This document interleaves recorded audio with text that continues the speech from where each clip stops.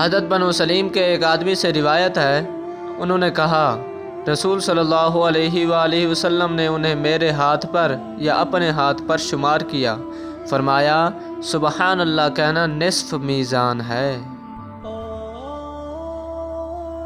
اور الحمدللہ کہنا اسے بھر دیتا ہے، اور اللہ اکبر زمین و آسمان کے درمیان کو بھر دیتا ہے۔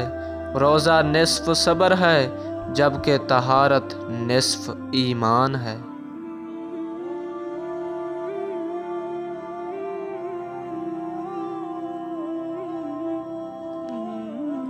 حضرت ثعبان رضی اللہ تعالیٰ عنہ بیان کرتے ہیں، رسول صلی اللہ علیہ وآلہ وسلم نے فرمایا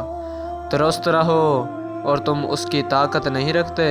اور جان لو کہ نماز تمہارا بہترین عمل ہے اور وضو کی حفاظت صرف مومن شخص ہی کر سکتا ہے۔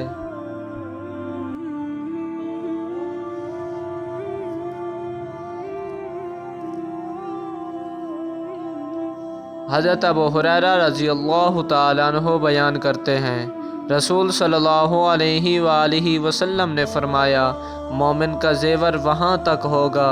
جہاں تک اس کے وضو کا پانی پہنچتا ہے۔ حضرت ابو ہریرہ رضی اللہ تعالیٰ عنہ بیان کرتے ہیں، رسول صلی اللہ علیہ وآلہ وسلم نے فرمایا بے شک میری امت کے لوگوں کو قیامت کے دن بلایا جائے گا تو وضو کے نشانات کی وجہ سے ان کے ہاتھ، پاؤں اور پیشانی چمکتی ہوگی، پس تم میں سے جو شخص اپنی چمک کو بڑھانا چاہے تو وہ بڑھا لے۔